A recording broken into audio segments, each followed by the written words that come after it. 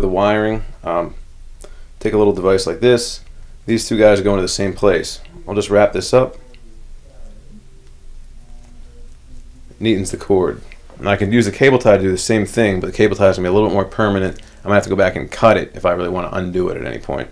So this is a more temporary alternative. Another alternative is the cord case, which really just jams inside, and eventually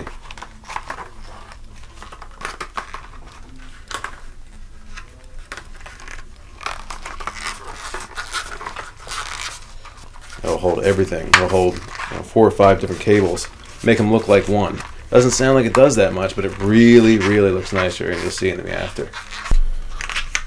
And as we can jam that in, it's going to get a lot nicer, a lot cleaner. We can get 4 or 5 cables together this way.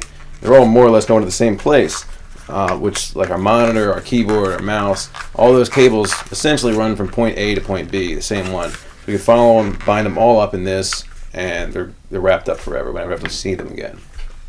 And this is what it looks like after we're done. You can see the cords are all neatened up. Everything is gone. It's invisible. Nothing's underfoot, literally or figuratively. It's not in your way. It's not going to bother you anymore.